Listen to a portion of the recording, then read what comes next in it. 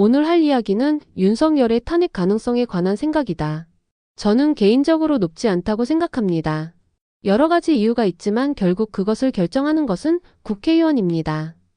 지금 대통령의 임기는 절반 정도를 지났습니다. 솔직히 이야기하면 국민은 자기 살기 바쁜 것이 현실입니다. 2년의 시간이 지나면 지금의 사태를 잊고 당으로 뽑는 사람들이 많을 겁니다. 그것을 정치인들도 알기에 국민의힘이 탄핵을 막는 것을 목표로 하고 있습니다. 국민의힘의 입장에서는 탄핵을 반대하는 것이 맞습니다. 왜냐하면 탄핵한다면 차기 대통령은 무조건 이재명입니다. 그리고 민주당이 다음 선거 때 200석을 확보할 가능성이 높다고 생각합니다. 그렇게 된다면 민주당의 독재 체제가 될 것입니다. 물론 국민의힘이 국민을 위해서 그런 행동을 하는 것은 아닙니다. 자기 이익을 위해서 그렇게 행동하고 있는 겁니다. 그것을 국민의힘도 알기에 저렇게 내부 단속을 하고 반대를 하는 겁니다. 제가 가장 아쉽고 X 같은 점이 지금 상황에 대안이 없는 것입니다. 만약 윤석열이 탄핵이 되면 민주당의 독주 체제입니다. 그렇다고 탄핵이 되지 않으면 계엄령을 해도 크게 리스크가 없는 것을 보여주는 것입니다. 그게 지금 상황의 문제점으로 뽑힐 겁니다. 국민의힘 의원들도 지금 머리가 터질 겁니다.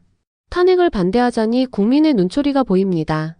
근데 찬성하자니 자신의 권력이 전부 뺏기는 미래입니다. 다만 국민이라는 단어를 쓰지 않았으면 좋겠습니다. 국민이 원하는 것은 윤석열의 탄핵입니다. 그런데 국민을 이야기하면서 그런 이야기를 하는 것은 역겹습니다. 국민을 원하는 것을 하지 않는데 국민의힘이라는 자체가 모순 아닌가요? 물론 국민이 착각하는 경우도 많습니다. 다만 계엄령은 사실이고 그에 따른 책임은 대통령이 져야 하는 것이 상식입니다. 상식이 통하지 않는 공산국가 아니라 민주국가 아닌가요? 당 이름이 쪽팔립니다.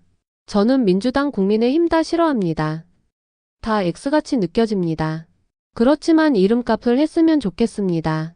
이렇게 이야기하고 국민이 시위해도 탄핵당할 가능성이 없다고 생각하고 있습니다. 제 생각에는 민주당과 국민의힘이 아니라 새로운 당에 힘을 싣는 것이 좋다고 생각합니다. 200석이 확보되면 독재 체제입니다. 그래서 저는 이런 상황이 좋다고도 나쁘다고 이야기를 못하는 이유입니다. 이상 자유로운 이야기였습니다.